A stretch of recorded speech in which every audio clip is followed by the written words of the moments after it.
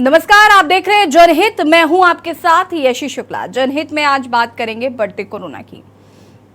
देश में कोरोना के घटते बढ़ते मामलों को लेकर लापरवाह कतई ना हो।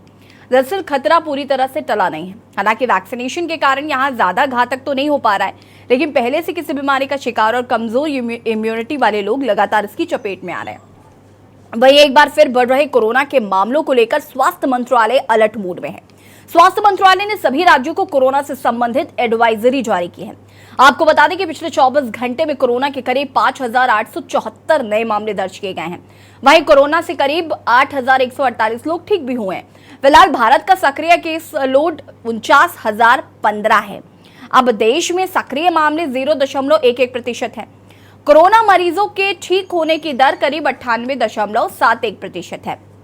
वहीं 29 अप्रैल को कोरोना के 7,171 नए कोरोना केस दर्ज किए गए। कोरोना का डेली पॉजिटिविटी रेट 3.69% था। 27 अप्रैल को देश में कोरोना के 9,355 नए केस सामने आए थे। भारत में कोरोना के सक्रिय मामलों की संख्या करीब 57,410 थी। वहीं रिकवरी रेट की बात करें तो वो करीब 98.69% है। पिछले 24 घंटे में कोरोना से 12,932 लोग ठीक हुए थे, जबकि 27 अप्रैल को दिल्ली में कोरोना वायरस संक्रमण के 1,040 नए मामले सामने आए थे।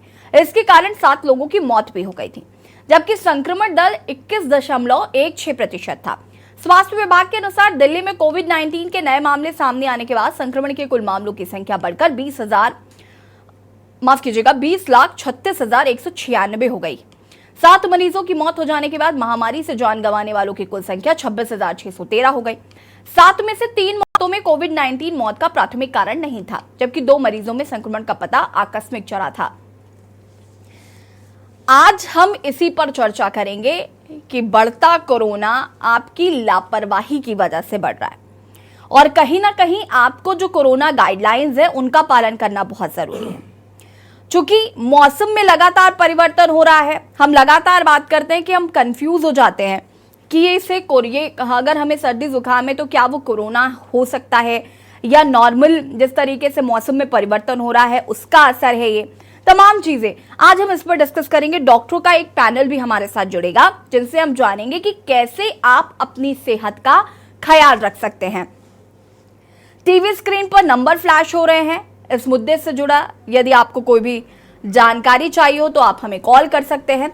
और डॉक्टर राजीव कक्कड़ जी, जो कि चेस्ट स्पेशलिस्ट हैं, वो हमारे साथ जुड़े हुए हैं। और भी लोग हमारे साथ जुड़ेंगे। फिलहाल आपका बहुत बहुत स्वागत है सर। राजीव जी, सबसे पहले मैं ये जानना चाहती हूँ कि कोरोना जिस तरीके से बढ़ भी रहा है, घट भी रहा है, कहीं कहीं पर केसेस बहुत ज्यादा देखने को मिल रहे हैं, तो कहीं कहीं पर मरीजों के ठीक होने की जो संख्या है वो ज्यादा है। फिलहाल कोरोना अगर हम अभी की स्टेज की बात करें तो आप इसे कैसे देख रहे हैं कि कोरोना को लेकर हमें कितना भी सतर्क रहना चाहिए? देखिए, आपने बिल्कुल ठीक कहा है कि इस समय नंबर ऑफ केसेस बढ़ रहे हैं।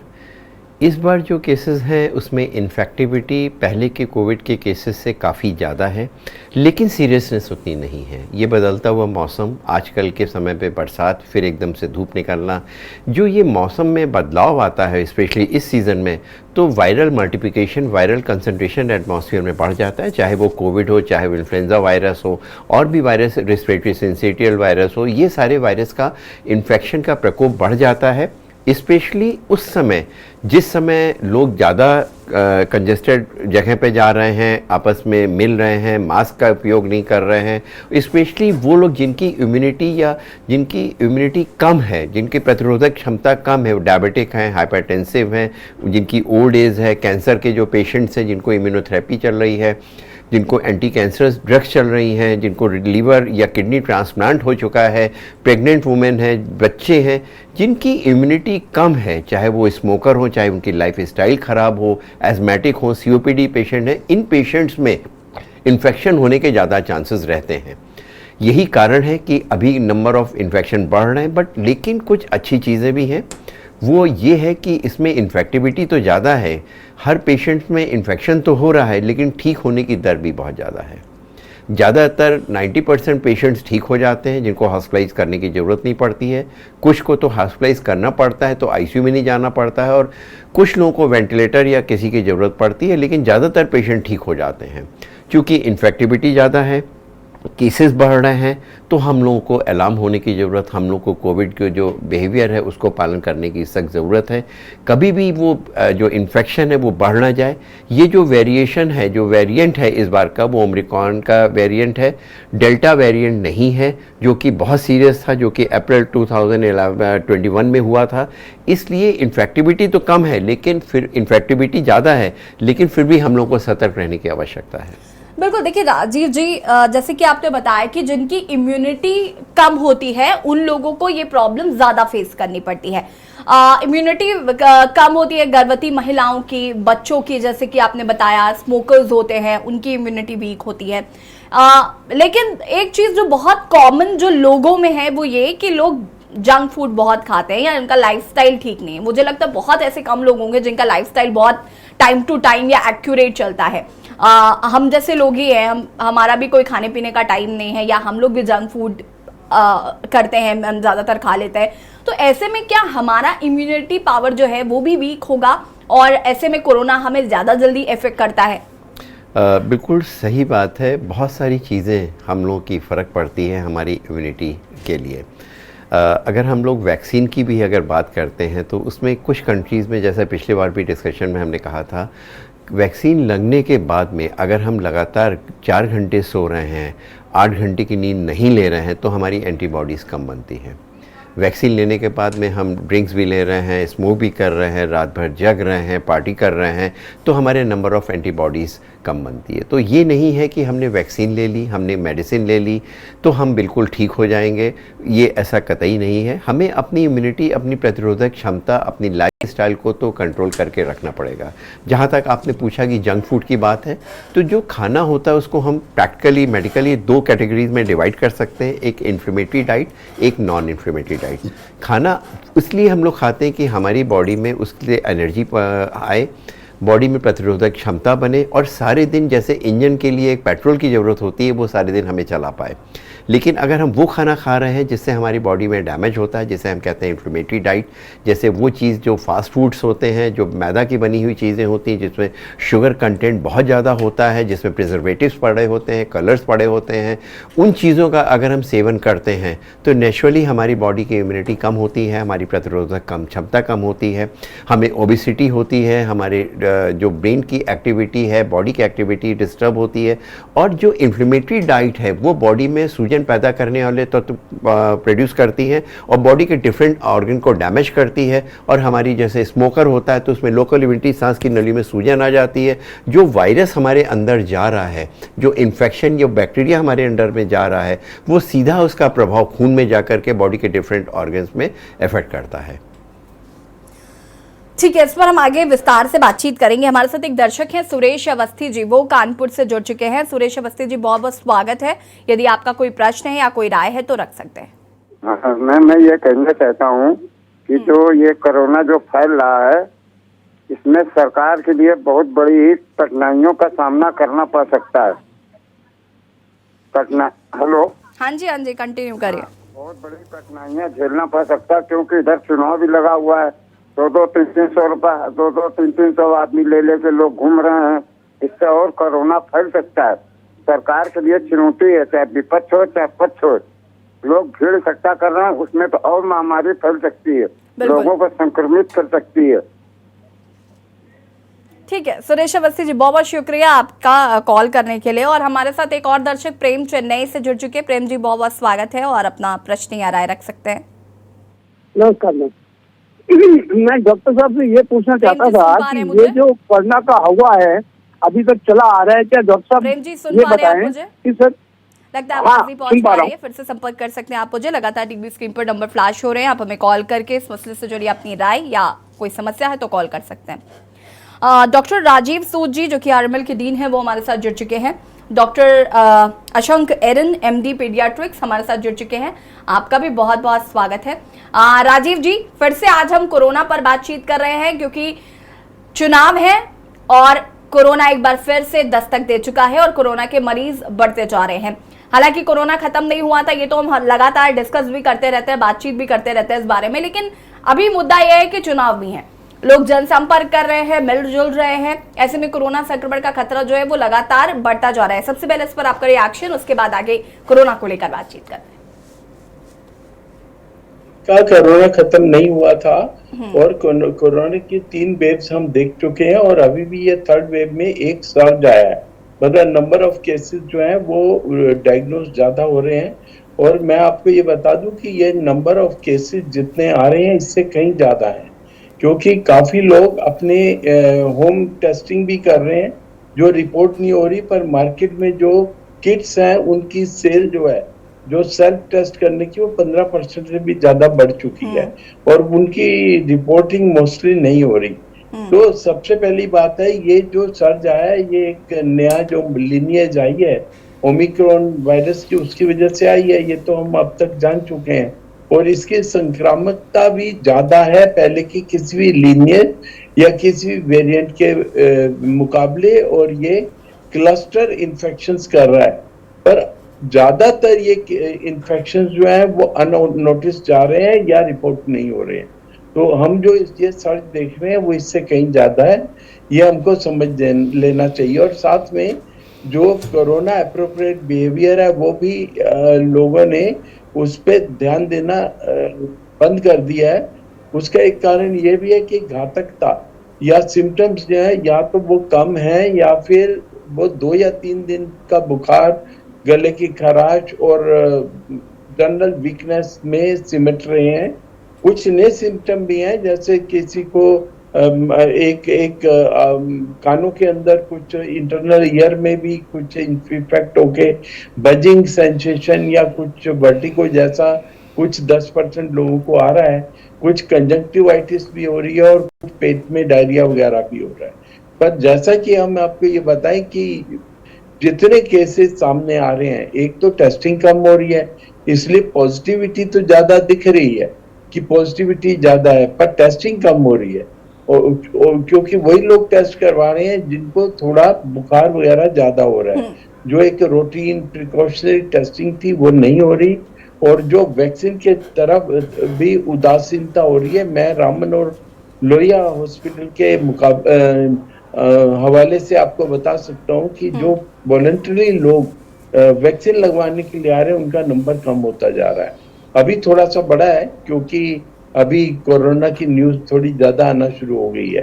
अब क्योंकि घातकता कम है इसलिए और रिपोर्टिंग नहीं हो रही है, इसलिए एक फॉल्स रिलीफ है लोगों के दिमाग में और वो भीड़ भड़के में जा रहे हैं। इलेक्शंस हो या कोई भी हो या मैरिज पार्टीज हो, मैरिज का सीजन आ जाए, हर चीज के अंदर लोगों ने प्रिकॉशंस बिल्कुल बंद कर दी हैं। और ये किसी भी इन्फेक्शन के लिए, कोरोना नहीं, फ्लू या कोई भी इन्फेक्शन हो जो संक्रामक है उसके लिए खराब है। और इसलिए कम से कम भीड़ में जाने में आपको मास्क पहनना चाहिए और जो 2 गज की दूरी वाला एडवाइस था वो खत्म नहीं हुई है एडवाइजरी, और हैंड हाइजीन जो कि बहुत जरूरी है। हर तरह का प्रिकॉशन हमको समझ लेना चाहिए कि कोरोना खत्म नहीं हुआ है। हाँ, ये आप मान सकते हैं कि कोरोना अपने पेंडेमिक एंड की तरफ जा रहा है, पर पेंडेमिक के बाद भी ये एंडेमिक स्टेज में या कंटिन्यूसली रहने की उम्मीद है। जिस तरह फ्लू के पेंडेमिक आए और उसके बाद फ्लू अब हर साल आता है और उसके सर्जेस आते रहते हैं, इसलिए कोरोना की तरफ उदासीनता या ये सोचना कोरोना तो खत्म हो चुका है या घातक वाला कोरोना खत्म हो चुका है, ये भी नहीं समझना चाहिए। कोरोना कभी भी खतरनाक हो सकता है, एक म्यूटेशन भर की देरी है। ठीक है राजीव जी, इस पर हम विस्तार से डिस्कशन करेंगे आगे। हमारे साथ एक दर्शक प्रेम चेन्नई से जुड़ चुके हैं। प्रेम जी, बहुत बहुत स्वागत है आपका और अपनी राय रख सकते हैं आप। नमस्कार मैम। जी नमस्कार। मैं ये जानना चाहता हूँ कि जो आदमी के शरीर में क्षमता नहीं होती है, जैसे इम्यूनिटी कम हो गई, कोई भी रोग आ जाता है, तो अभी उस रोग को आने से कोरोना होने लग गई। पहले भी शरीर की क्षमता नहीं रहती थी, सर्दी जुकाम खांसी कुछ भी हुआ उसको भी इसी तरह से जोड़ के देखा जाता था। मेरे कहने का मतलब है कि अगर हमारी शरीर की क्षमता नहीं है रोग को भगाने की, या माने इम्यूनिटी कम हो गई, तो ही कोरोना को माना जा रहा है कि पहले के रोग होते थे वो भी इम्यूनिटी कम होने के कारण होते थे। क्योंकि मेरे समझ में एक चीज नहीं आ रही है कि कोरोना का हवा अभी तक निकला नहीं है मन से लोगों को। मैं मानता हूँ 2 गज की दूरी और मुंह पर मास्क, तो इसका मतलब है जैसे कि पहले खांसी सर्दी जुकाम होती थी, किसी को छुआ छुट्टी है उससे वो फैलता था। तो एक्चुअल में कोरोना जो बोल रहे हैं बारी बारी से, ये कोरोना का एक्चुअल सिम्टम्स क्या है वो अभी डिटेक्ट हो पाया है कि नहीं, डॉक्टर साहब लोग क्या बोल रहे हैं उसी को मैं जानना चाहता हूँ, क्योंकि ये अभी तक समझ नहीं आया। अभी सर्दी हो जाती है तो कोरोना, नाक से पानी निकलता है तो कोरोना हो गया कि नहीं, खांसी आ रही है या गले में कुछ हो गया तो कोरोना है कि नहीं। लेकिन फिर क्वेश्चन आ जाता है इम्यूनिटी का, इम्यूनिटी हमारी ठीक है तो कोरोना नहीं मानते हैं, उसको ऐसे ही मान लेंगे। धन्यवाद। ठीक है प्रेम जी, बहुत बहुत शुक्रिया आपका कॉल करने के लिए। डॉक्टर अशंक एरन एमडी पीडियाट्रिक्स हमारे साथ जुड़े हुए हैं। अशंक जी, मैं आपसे जानना चाहूँगी, हमारे दर्शक ने जो सवाल पूछा कि पहले भी बीमारियां होती थी, उसमें इम्यूनिटी का कितना योगदान था? जैसे कि अब हम कहते हैं इम्यूनिटी वीक है तो कोरोना इफेक्ट करेगा या कोरोना इफेक्ट करता है, तो लेकिन जो पहली बीमारियां होती थी, क्या उनका इम्यूनिटी से लेना देना था या नहीं था? जी, सबसे पहले तो मैं आपके न्यूज चैनल को इस चीज के लिए बधाई देना चाहूंगा कि आप लोग इस इशू को तब उठा रहे हैं जब अभी कोई भी इस पे ध्यान नहीं दे रहा है, क्योंकि ये बहुत इंपॉर्टेंट चीज है जिसको कि आगे हमें ध्यान रखना है और आप लोग ही बार बार इसको उठाएंगे तभी सरकार सजग रहेगी। और जिस टाइम में अगर केसेस बढ़ते हैं या कुछ भी मोर्टेलिटी के रेट्स इंक्रीज होते हैं तो सरकार के कानों तक ये बात जाएगी। तो ये बहुत अच्छा इशू है जो आप बार बार इसको न्यूज चैनल पे उठा रहे हैं। अच्छा, जहां तक बात रही जो ये सिम्टम्स के लिए पूछ रहे हैं, कोरोना और बाकी जो बीमारियां होती हैं सभी के लिए जो हमारी एक नेचुरल इनेट इम्यूनिटी होती है, दो तरह की इम्यूनिटी होती है। एक इम्यूनिटी तो हमारे अंदर ऐसी होती है जो हर किसी डिजीज से हमको प्रोटेक्ट करती है, चाहे किसी भी तरह का डिजीज हो वो उससे बचाएगी ही।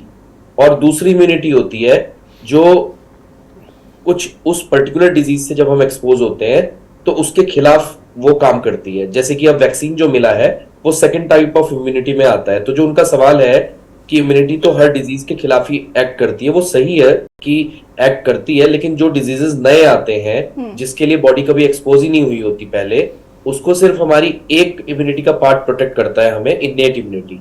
और जो दूसरा पार्ट है जो एक्सपोज होने के बाद एंटीबॉडीज बनाता है, वो पार्ट उससे प्रोटेक्शन नहीं देता है।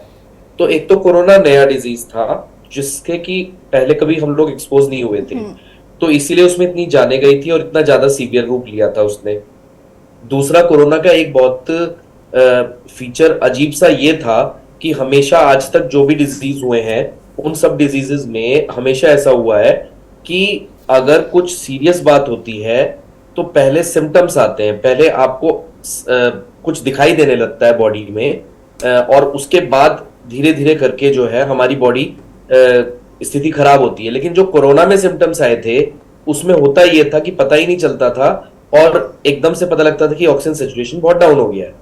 तो वो जो चीज थी, वो चीज से तो अब हम उबर गए, इसीलिए कोरोना का इतना खौफ हुआ है इन दो चीज की वजह से कि हम एक्सपोज भी नहीं थे, उसने सीरियस टाइप किया और एक अजीब से तरह के सिम्टम्स के साथ आया जिसमें पता कुछ नहीं चलता था और बाद में एकदम पता लगता था कि अब तो स्थिति बिगड़ चुकी है। तो अभी के जो सिम्टम्स हैं, क्योंकि अब जो है इम्यूनाइजेशन वगैरह की वजह से हम लोग इतने प्रोटेक्टेड हो चुके हैं कि अब ये एक मास महामारी जिसको पैंडेमिक बोलते हैं उस फॉर्म में तो ये रहा नहीं है। लेकिन एक डर हमेशा रहता है कि कभी भी ये म्यूटेशन होके चेंज कर दे। लेकिन ये कुछ एक नेचर का कहिए या हमेशा जो भी प्रीवियस में भी पैंडेमिक्स हुए हैं उनको उनके डिजीजेस कभी भी दोबारा से लौट के पैंडेमिक का फॉर्म लिया हो, ऐसा अब तक तो नहीं हुआ है, लेकिन एक पॉसिबिलिटी हमेशा रहेगी। जो प्रेजेंट वो पूछ रहे हैं सिम्टम्स क्या है, सिम्टम्स प्रेजेंट का एक तो स्पेसिफिक सिम्टम डॉक्टर साहब ने अभी बताया भी है, डॉक्टर राजीव सूद ने, कि आंखों में लालपन आना और आंखों में थोड़ा सा इरिटेशन होना, कंजंक्टिवाइटिस, ये एक सिम्टम है। कान में भनाट होना, टिनाइटिस, कुछ लोगों ने ये रिपोर्ट किया है। तो ये कुछ अलग सिम्टम्स हैं दो जो पहले नहीं होते थे, वरना तो कोरोना को पहचानना बाकी सिम्टम्स में बहुत मुश्किल है। जैसे पेट में दर्द कभी कभी उस फॉर्म में भी आता है, कभी कभी रेस्पिरेटरी सिम्टम्स की फॉर्म में आता है, जैसे आम खांसी जुकाम होता है। तो बेसिक बात यह है कि इससे बचाव के लिए हमें सिम्टम्स से ज्यादा इस चीज पे ध्यान देना है। एक तो कि इस समय डर की कोई बात नहीं है क्योंकि ये उस फॉर्म में नहीं है जहां हम अपने आप को असुरक्षित महसूस करें। लेकिन दूसरी तरफ अगर हम मास्क का प्रयोग करते रहें तो शायद अगर ये कभी म्यूटेशन भी होता है इसमें तो उससे हम प्रोटेक्टेड रहे और हम अपने और समाज के लिए बेहतर ही करेंगे अगर मास्क का प्रयोग करेंगे। बिल्कुल, ये तो हमें समझना ही चाहिए और मास्क तो मुझे लगता है दैनिक दिनचर्या में होना ही चाहिए क्योंकि पोल्यूशन इतना है, अगर आप मास्क लगा कर रहेंगे तो पोल्यूशन से भी बचेंगे ही। खैर, हम इस पर आगे विस्तार से चर्चा करेंगे। राजीव जी, मैं आपसे जानना चाहूंगी कि कोरोना संक्रमण में क्या चेस्ट भी इफेक्ट होता है? कोरोना संक्रमण में ये एक वायरल इन्फेक्शन है, आरएनए वायरस है। ये बेसिकली अपर रेस्पिरेटरी ट्रैक को इन्फेक्ट करता है। अब जैसे कि पिछली बार हम लोगों से बात हुई थी कि ये कोविड और इन्फ्लुएंज़ा में एक्चुअली फ़र्क क्या होता है। जो इन्फ्लुएंज़ा होता है वो मेनली अपर रेस्पिरेटरी ट्रैक में खांसी, जुकाम, हल्का सा फीवर आता है, लेकिन फीवर की इंटेंसिटी काफ़ी ज़्यादा भी हो सकती है। बॉडी एक ज़्यादा होता है इसमें। और जबकि कोविड में ऐसा होता है कि respiratory tract, lower respiratory tract का इन्वॉल्वमेंट होता है, ऑक्सीजन डिसैचुरेट करती है, ऑक्सीजन कंसंट्रेशन गिरता है, सैचुरेशन गिरता है, जो कि पिछली बार हम लोगों ने देखा था। और इस बार उतनी इंटेंसिटी लोअर रेस्पिरेटरी ट्रैक का इन्वॉल्वमेंट उतना ज़्यादा नहीं है। लेकिन जैसा डॉक्टर सूद ने भी कहा था, आपने भी कहा था कि आइज़ में कुछ चेंजेस आ रहे हैं इस बार, कुछ पेट की प्रॉब्लम हो रही है इस बार। ये कुछ वेरिएशन हम लोगों को मिलते हैं, जो कि हर बार जो म्यूटेशन होता है, हर म्यूटेशन में कुछ सिम्टम्स फ़र्क हो जाते हैं। ये पर्सन टू पर्सन वेरी करता है, लेकिन ऐसा कोई हार्ड एंड फास्ट रूल नहीं है। दोनों ही इन्फ्लुएंज़ा जैसे हमने देखा है, इन्फ्लुएंज़ा 4 तरह का होता है, type A, B, C and D, 1, 2, 3, 4, जिसमें कि ए ज़्यादा भयावान होता है, ज़्यादा प्रॉब्लम वाला होता है। उसका कारण ये होता है कि ये ह्यूमन के अलावा दूसरे एनिमल्स में भी जाता है, स्पेशली जिसमें पिग में जाता है तो उसमें इस वायरस का मल्टीप्लिकेशन होता है, वो मल्टीप्लाई करता है और उसमें इंटेंसिटी काफ़ी ज़्यादा सीरियस हो जाती है। जैसा कि अभी हम लोगों ने देखा, अभी 1 महीने पहले जब आया था तो कोविड के साथ में इन्फ्लुएंज़ा के सिम्टम्स थे और उसमें भी रेस्पिरेटरी इन्फेक्शन और रेस्पिरेटरी ट्रैक का जो इन्वॉल्वमेंट था वो काफ़ी बढ़ा हुआ था। तो जैसा कि आपने कहा, it is difficult to differentiate, लेकिन जो कॉमन फ्लू के सिम्टम्स होते हैं वो दोनों में एक रहते हैं। तो हम लोगों को बचाव करना, लोगों को जैसा कि आपने बताया कि बचाव करना बहुत ज़रूरी है, मास्क लगाना, इन सब चीज़ों को अगर हम बचाते हैं तो दोनों ही तरह के इन्फेक्शन या कोई भी रेस्पिरेटरी इन्फेक्शन हम लोग बचा सकते हैं। लेकिन कोविड में इन्वॉल्वमेंट ज़्यादा होता है, जैसा कि अभी हम लोग डिस्कस कर रहे थे कि म्यूटेशन अभी तक ये लकली हमारा जो हुआ है ये ओमिक्रॉन का वेरिएशन है। म्यूटेशन 2 तरह का होता है, एक हॉरिजॉन्टल होता है, एक वर्टिकल होता है। अभी तक जो हमें म्यूटेशन मिला है वो हॉरिजॉन्टल होता है। इसमें हमारे अंदर जो पिछला इन्फेक्शन हुआ है या जो वैक्सीन लगाई गई है उससे हमें प्रोटेक्शन दे रहा है।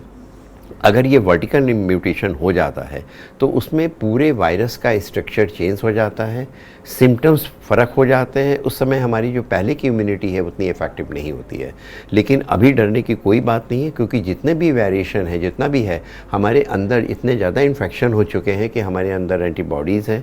गवर्नमेंट ने जो करा है, जिस तरह से वैक्सीनेशन करा है वो काबिल तारीफ़ है। जितने हम लोग को वैक्सीनेशन हुआ है उससे हमारे अंदर इम्यूनिटी हुई है और इस बात में कोई दो राय नहीं कि हमारी वैक्सीन दुनिया में जो और वैक्सीन है उनसे काफ़ी बेहतर है। इसमें प्रोटेक्शन दर बहुत अच्छी है, वैक्सीनेशन लगाने की दर बहुत अच्छी थी। यही कारण है कि हम लोग उतने ज़्यादा, इतनी पॉपुलेशन और इतना ज़्यादा लोगों के बीच में मिलने के बावजूद भी हम लोगों में इतनी डेथ रेट उतनी नहीं हुई जितने कि वर्ल्ड में और कंट्रीज़ में हुई है। ठीक है, इस पर आगे हम और म्यूटेशन पर भी बातचीत करेंगे। आप सभी हमारे साथ बने रहिए, चर्चा को आगे बढ़ाएंगे। और जनहित में आज हम बात कर रहे हैं कोरोना की। रुकेंगे एक छोटे से ब्रेक के लिए, जो हाजिर होते हैं।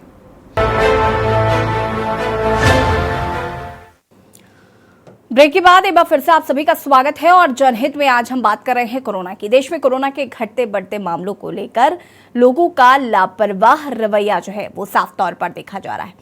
ऐसे में ये कार्यक्रम आज इसलिए ही है कि ताकि हम आपको सजग कर सकें, हम आपको ये बता सकें कि फिलहाल आपको किस तरीके से मास्क लगा कर रहना है, साथ ही साथ जो कोरोना की गाइडलाइंस है, एडवाइजरी है, उनका पालन जरूर करना है।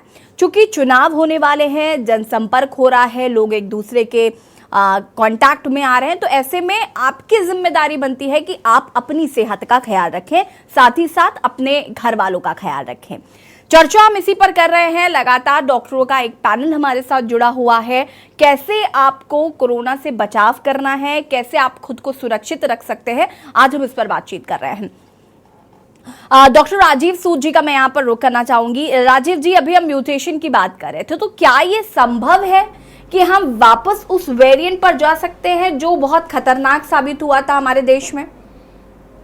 देखिए, जब एक वेरिएंट आता है तो पहले वाला वेरिएंट बिल्कुल खत्म हो जाता है और वो धीरे धीरे रिप्लेस कर देता है पहले वाले वेरिएंट को। और हम जब भी कोई चेंज आता है वायरस के स्ट्रक्चर के अंदर, उसको हम एक तो म्यूटेशन ऑफ इंटरेस्ट होती है, उसके बाद म्यूटेशन ऑफ जो कंसर्न आती है जब पूरा वेरिएशन होके और वो एक खतरा होता है कि अब ये तेजी से फैलेगा और घातकता बढ़ जाएगी।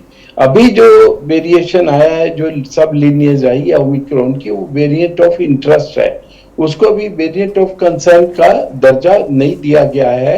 और इसीलिए हम कह रहे हैं कि एक सर्ज है और ये एक पूरा वेव नहीं है, फोर्थ वेव नहीं है और ना अभी आने की कोई उम्मीद है। पर जैसा डॉक्टर साहब अभी बता रहे थे, डॉक्टर खक्कर जी, कि ये एनिमल्स में भी जाता है वायरस, और अगर एनिमल्स के थ्रू उधर से रूट होके दोबारा आपके शरीर में आए, एक तो है पर्सन टू पर्सन और एक है थ्रू एनिमल म्यूटेट होके आए, तब वेरिएंट ऑफ कंसर्न होने की जो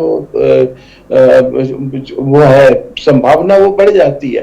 तो अभी आप जिस तरह से सिचुएशन है उसके बारे में पूछ रहे हैं, हम पहले वाले वेरिएंट खत्म नहीं हुए हैं पर वो ऑलमोस्ट नील है अब उसमें, और हमको डर है कि कोई नया वेरिएंट ना आ जाए।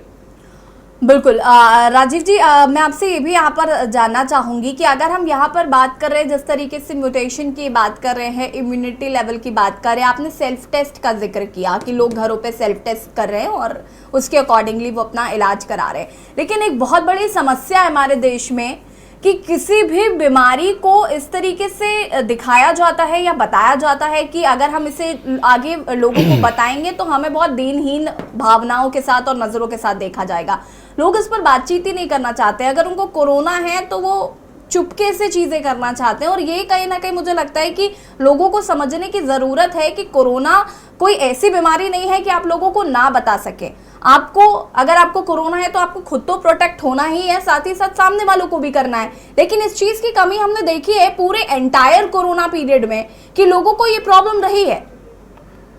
देखिए, आपने बिल्कुल ठीक बोला और ये एक बहुत बड़ी समस्या है। मैं आपको बताऊं, जब कोरोना शुरू हुआ था तो लोगों के घर के बाहर पोस्टर लगाए जा रहे थे कि इस घर में कोरोना का मरीज है, और उसने पॉजिटिव की जगह नेगेटिव इम्पैक्ट हुआ। लोग डरने लगे ये बताने के लिए कि उनके घर में या उनको कोविड है।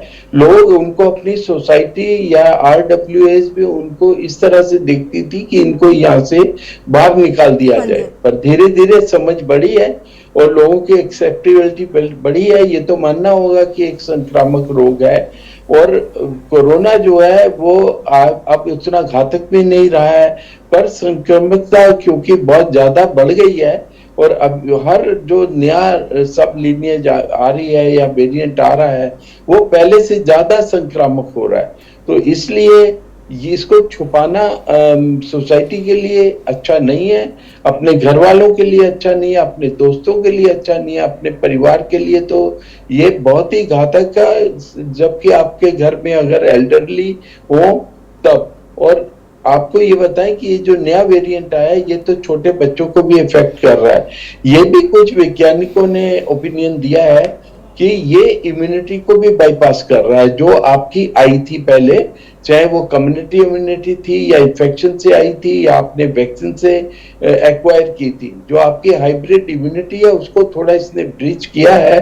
पर अभी उतनी खतरनाक सिचुएशन उन लोगों के लिए नहीं है जिन लोगों ने वैक्सीन लगवाया हुआ है, जो कि ये जिनको पहले कोरोना हो चुका उनको दोबारा हो रहा है, तिबारा हो रहा है। और पर जिन्होंने वैक्सीन लगाया है उसमें अगर कोरोना हो भी जाए उसकी घातकता, उसके सिम्टम्स पहले से बहुत कम है। और हम देख रहे हैं कि हॉस्पिटल्स के अंदर बेड खाली हैं, ऑक्सीजन बेड्स की डिमांड नहीं है, और आपके ICU के अंदर भी बेड्स जरूरत नहीं पड़ रही है, खाली रह रहे हैं। डेथ्स भी बहुत उन्हीं की हो रही है जो कि और एजेड हैं या जिनको कोमोर्बिडिटीज हैं। तो इसलिए हमको ये सोचना कि हम बिल्कुल संभल चुके हैं या हमको किसी चीज का डर नहीं है, वो एक गलत धारणा बन जाएगी, और इसको छुपाना तो और भी ज्यादा गलत धारणा है। मेरी तो अपील है सारी पब्लिक से कि जो घर में भी अपना टेस्ट कर रहे हैं उसके अंदर प्रोविजन है, उसको आप रिपोर्ट कर सकते हैं, और कुछ रिपोर्टिंग करने से कोई खराबी नहीं है और कोई इससे कम्युनिटी का और सबका भला होगा। बिल्कुल। डॉक्टर आशंक जी, मेरा सवाल अब आपसे है कि जिस तरीके से हम यहाँ पर बात कर रहे थे कि दो सिम्टम्स हैं जो एड ऑन हुए हैं, जिससे ये हम डिफरेंशिएट कर सकते हैं कि आपको कोरोना हुआ है या नहीं। लेकिन एक कंफ्यूजन जो है वो ये कि जो और सिम्टम्स है लाइक फीवर और सर्दी जुकाम जो भी वो सिम्टम्स भी होंगे, लेकिन ये सिम्टम्स हो ऐसा जरूरी तो नहीं है। ये अगर हम इसको बहुत सिंपल रखें तो हम श्योर तो कभी भी नहीं हो सकते हैं। हाँ।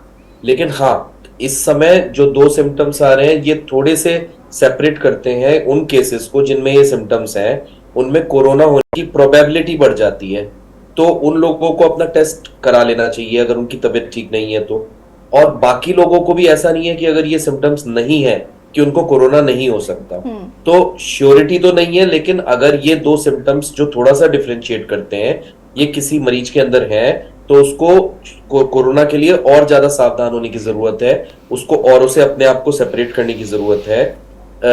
इतना ही हम इस चीज के बारे में कहा जा सकता है।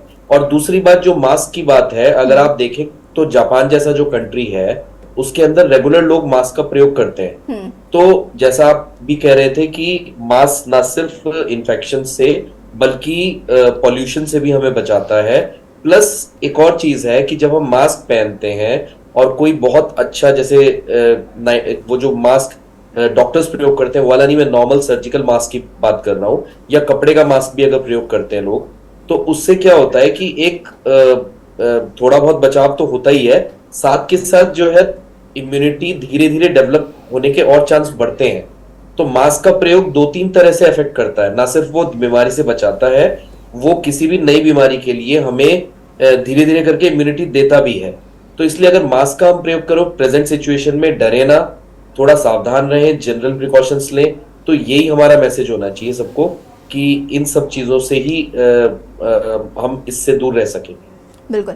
डॉक्टर राजीव कक्कर जी, मैं आपसे जानना चाहूंगी कि कौन कौन से लोग हैं जिनकी इम्यूनिटी पावर जो है वो वीक होती है आमतौर पर, साथ ही साथ उनको किस तरीके से अपना इम्यूनिटी पावर को मजबूत करने की ज़रूरत है, खासकर इस टाइम पे। जैसे कि हम देख रहे हैं बाहर जो एटमॉस्फेयर है, बारिश हो जाती है, सुबह धूप निकल जाती है, लोग एसी में रहते हैं, फिर धूप में रहते हैं, इस तरीके का एक एटमॉस्फेयर बिल्डअप हो रहा है। तो ऐसे में हम कैसे ये डिफरेंशिएट करें कि हमें ज़्यादा इम्यूनिटी की ज़रूरत है?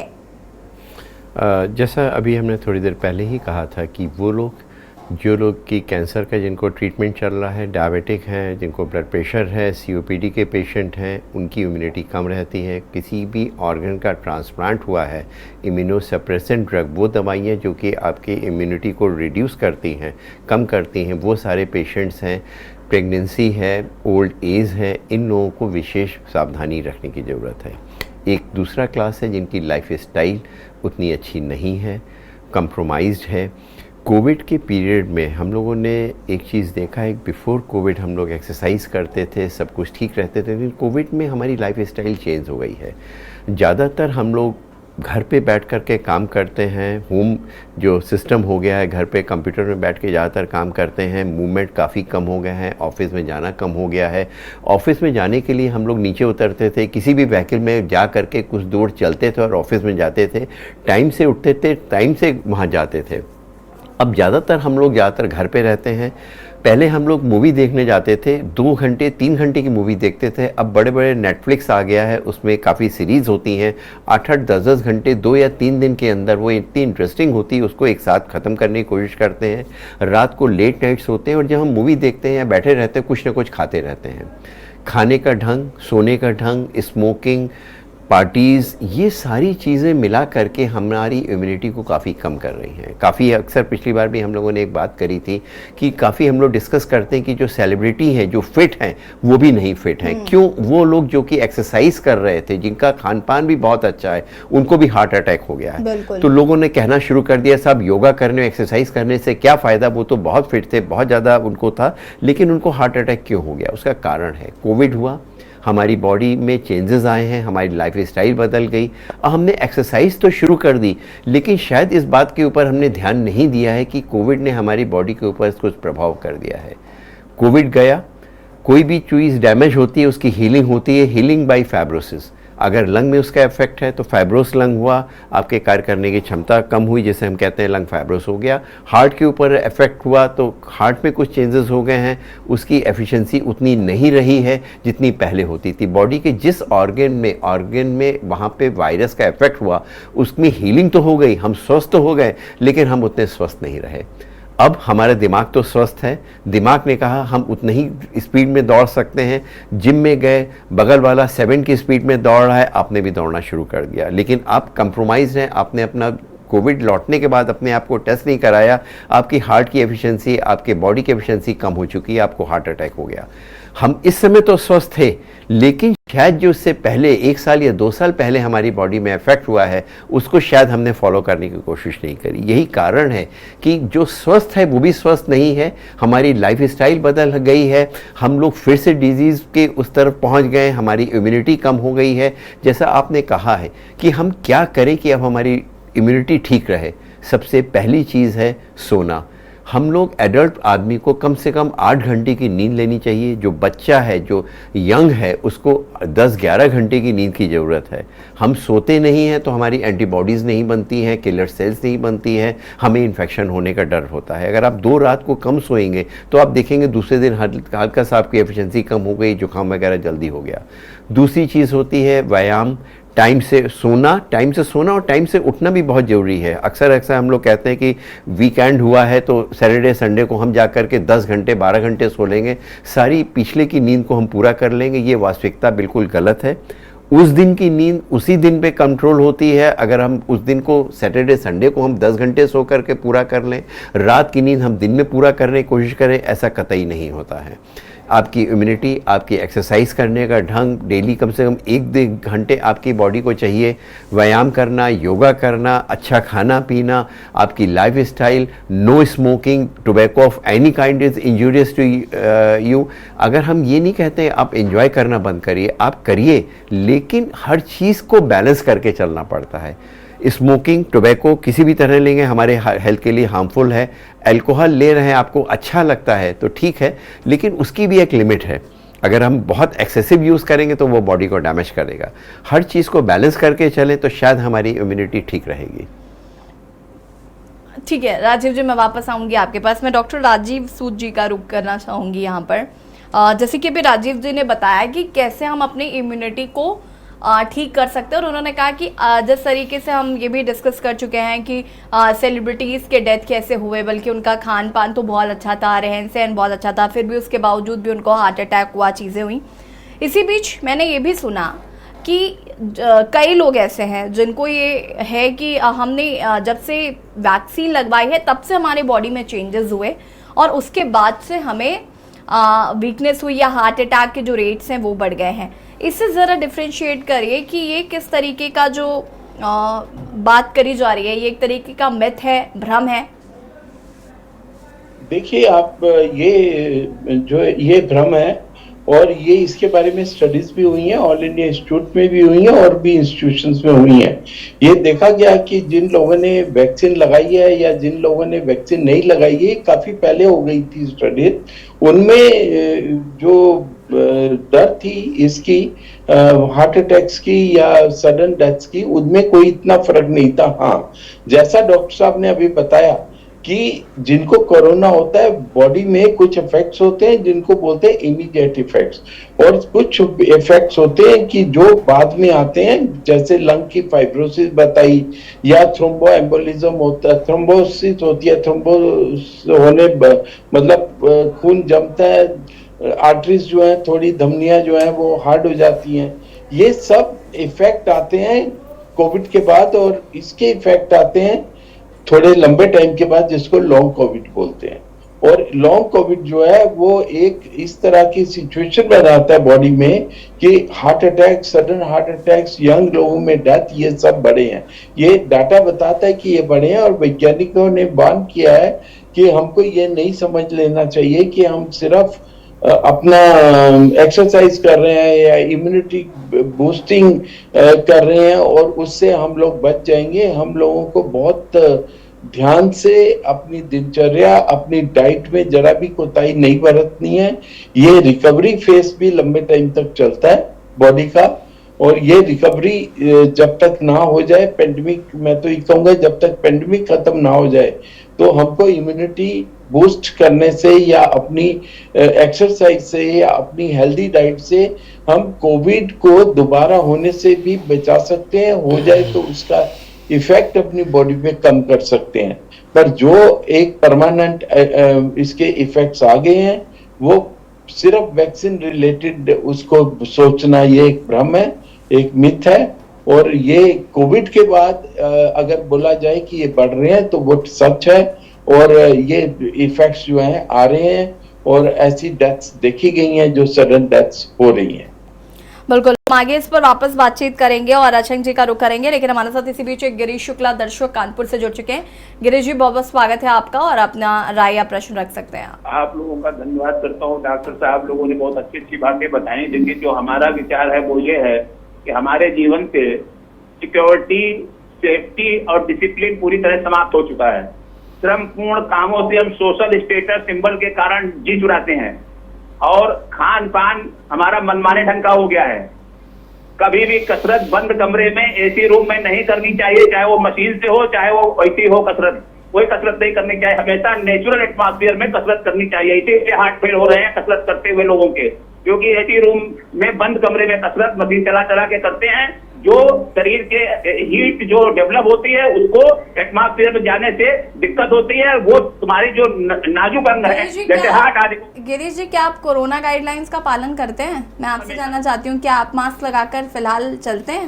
वॉकिंग करते हैं। इसी तरह ऐसी जगह बनाओ जो कसरत में चारों तरफ से हवा आपके बॉडी में लगे, और तब आप कसरत करिए। गिरीश जी, सुन पा रहे हैं आप मुझे? कोई वैज्ञानिक नहीं हो, लोगों की बात लोग नहीं मानते हैं, डिसिप्लिन नहीं रह गया समाज में। गिरीश जी, क्या आप मुझे सुन पा रहे हैं?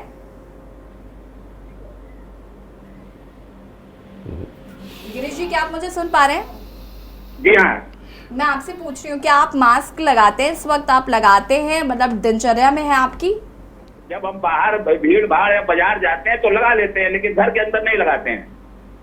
और कोरोना को लेकर कितना ज्यादा सचेत है, या कितना अपने आसपास के लोगों को आप जागरूक करते हैं?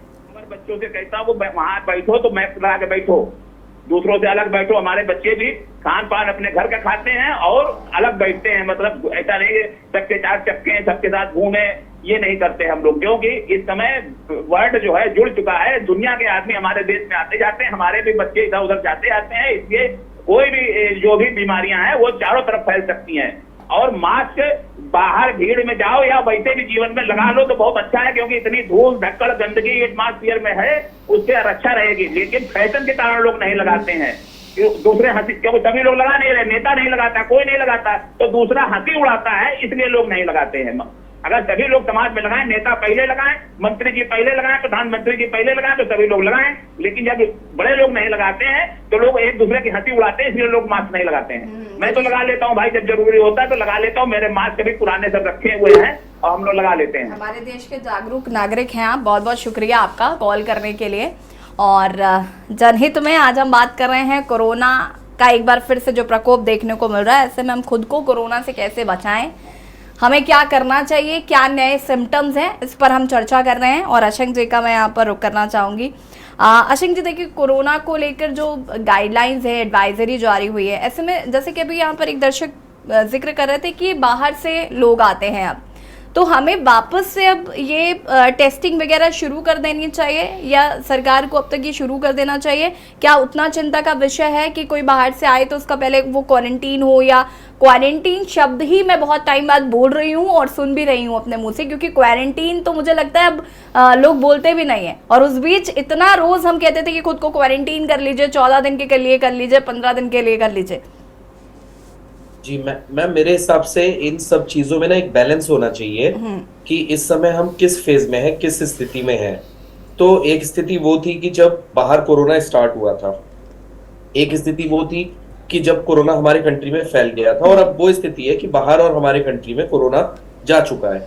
अब अगर हम सचेत रहें और बाहर हमें ऐसा लगे कि कोरोना के कुछ डिफरेंट वेरिएंट्स बाहर की कंट्रीज में फैल रहे हैं, तब इस बात का कुछ सेंस बनता है, क्योंकि इस बात के अपने आप में बहुत सारे कुछ दूरगामी परिणाम होते हैं। क्वारंटाइन करना और इन सब चीजों को लागू करना इनका अपना खुद का इकोनॉमिक एक बहुत बड़ा इफेक्ट है, जो कि पड़ता है ना सिर्फ लोगों पे बल्कि हमारी कंट्री पे भी।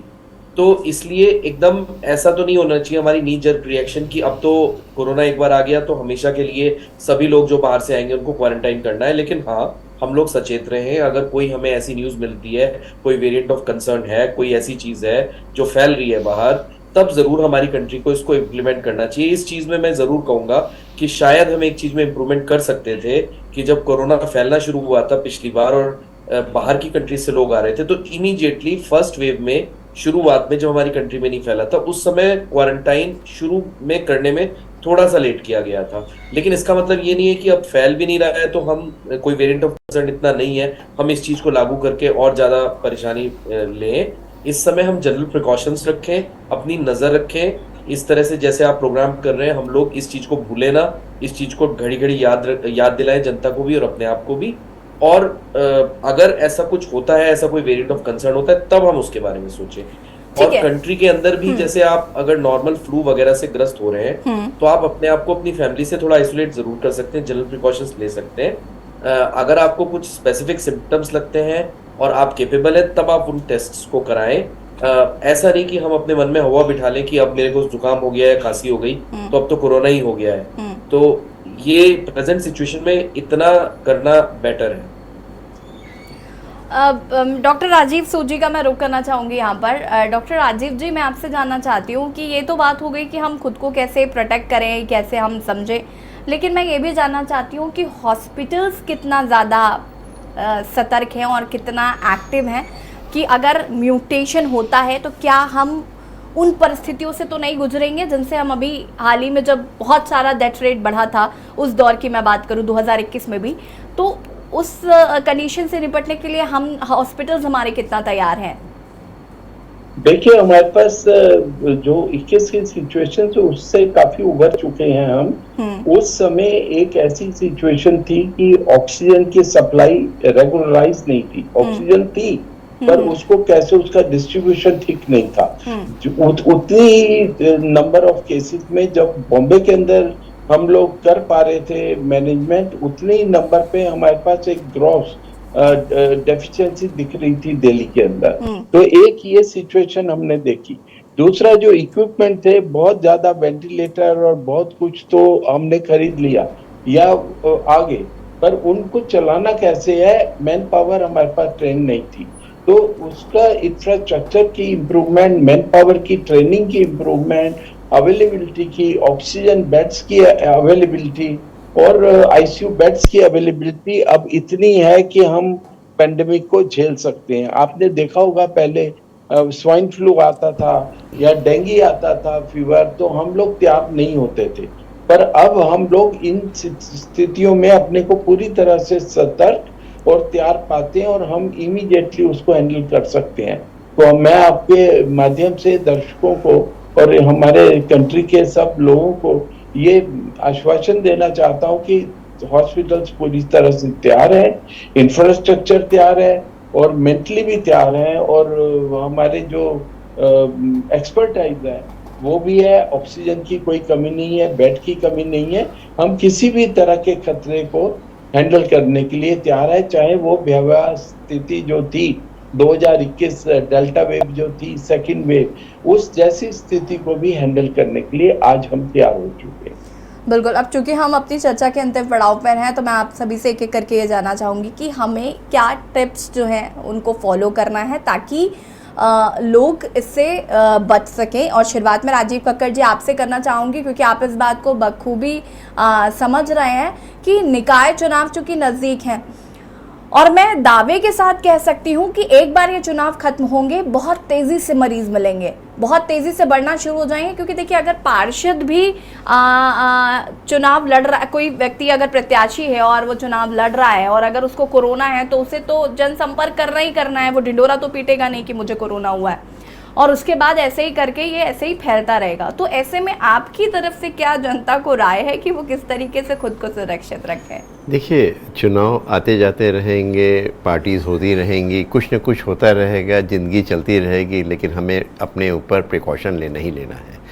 सबसे बड़ा ज़रूरी है वो है मास्क का उपयोग। मास्क जनरल पॉपुलेशन लगाएगी, जहाँ पे बहुत चुनाव में बहुत भीड़ होगी वो लगाएगी, लेकिन सबसे महत्वपूर्ण वो लोग हैं जिनको थोड़ा सा भी सिम्टम्स हो जाए वो पहले मास्क लगाएं। जिनको ज़रा से सस्पिशन है कि हमें वायरल इन्फेक्शन है, आज हमें जुकाम हो गया है या सांस फूल रही है, उस परिस्थिति में अगर हम लोग मास्क लगा लेते हैं तो कम से कम एक, आजकल जो स्थिति है वो एक मरीज कम से कम 15 से 20 लोगों को इन्फेक्ट कर सकता है और फिर वही 15-20 लोग फिर 10-15 लोगों को इन्फेक्ट कर सकते हैं। तो जो सिम्टोमेटिक है, जिनको ज़रा सा सस्पिशन है, पहला काम करें कि वो बाहर पब्लिक प्लेस में ना जाए। लेकिन अगर जाना बहुत ज़रूरी है, आपको ऐसा करना ही है, तो कम से कम आप मास्क लगा लीजिए, आप दोहरा मास्क लगा लीजिए, आप K90 यूज़ कर लीजिए और इस बात का ध्यान रखें कम से कम आप लोगों को और इन्फेक्ट नहीं करेंगे। सबसे बड़ी चीज़ है।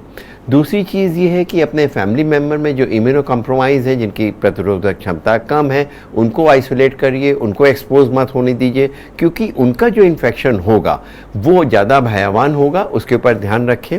बाकी जो प्रोटेक्शन होना चाहिए वो करें, अपने आप को स्वस्थ रखें, औरों को भी स्वस्थ रखें। हाँ, राजीव सूद जी का मैं रुख करना चाहूंगी। राजीव सूद जी, आप कुछ टिप्स देना चाहते हैं, बहुत कम शब्दों में चाहूंगी कि आप अपनी बात को पूरा करें। देखिए, मैं उसी बात को दोहराऊंगा कि मास्क जो है सिर्फ आपको प्रोटेक्ट नहीं करता पब्लिक के अंदर, आपसे लोगों को भी प्रोटेक्ट करता है। तो एक ये सबसे जरूरी जो है वो ये है, और मैं थोड़ा सा एक कदम थोड़ा आगे जाके बोलूंगा कि जो फ्रंटलाइन वर्कर हैं और हाई रिस्क हैं, जैसा बताया, एल्डरली हैं, डायबिटीज या ब्लड प्रेशर या कैंसर ट्रीटमेंट वाले, इन लोगों की प्रिकॉशंस के लिए अभी हमको हो सकता है, अगर केसेस बढ़े, अभी तो थोड़े डिक्लाइन होने शुरू हो गए हैं, मैं दिल्ली में बैठा हूँ यहाँ पे, पर अगर ये ऐसी स्थिति चलती है या केसेस बढ़ते हैं या हमको लगता है कि पूरे केस रिपोर्ट नहीं हो रहे, हमारी जो प्रिकॉशनरी डोज लगी थी, जो फ्रंटलाइन वर्कर्स को लगी थी, मार्च 2022 में लगी थी, एक साल हो चुका है, तो हो सकता है कि गवर्नमेंट को उस सिचुएशन में इस पे विचार करना चाहिए कि प्रिकॉशनरी डोज या उसको बूस्टर डोज को रिपीट किया जाए। जो वैक्सीन है वो एक बहुत बड़ा हथियार हमारे सामने आया है। हाँ जी। पर इसमें ये भी एक देखने की बात है कि ये वैक्सीन जो है ये कहीं इम्यून वो तो नहीं हो गया, इसमें इम्यूनिटी को बाईपास तो नहीं कर गई है उस वैक्सीन के, क्योंकि अभी देखा गया है जिन लोगों को वैक्सीन लगी है उनको भी ये कोरोना के सिम्टम आए हैं। राजीव जी, माफी के साथ आपको मैं यहाँ पर रोकना चाहूंगी, हमारे पास क्योंकि वक्त की कमी है। आशंक जी, बहुत कम शब्दों में प्लीज अपनी बात को पूरा करेगा।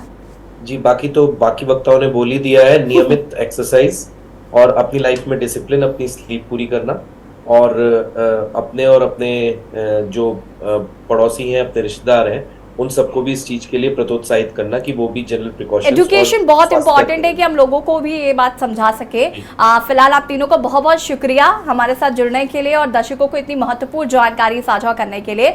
और जनहित में आज हम बात कर रहे थे कोरोना को लेकर, जहां पर हमने ये जाना कि कैसे हम खुद को कोरोना से बचा सकते हैं, कैसे हम अपने जो करीबी हैं उन्हें बचा सकते हैं, और कैसे इस जो मौसम है उसमें हम जो बदलाव हो रहे हैं, कैसे हम सिम्टम्स को पहचान सकते हैं कि हमें कोरोना है या फिर अन्य किसी वायरस से हम ग्रसित हैं, तो हमें कैसे खुद को बचना है, ये आज हमने जनहित में चर्चा की। उम्मीद करते हैं आपको हमारा आज का कार्यक्रम पसंद आया होगा। मुझे दीजिए इजाजत, देखते रहिए के न्यूज़ ज़रिया।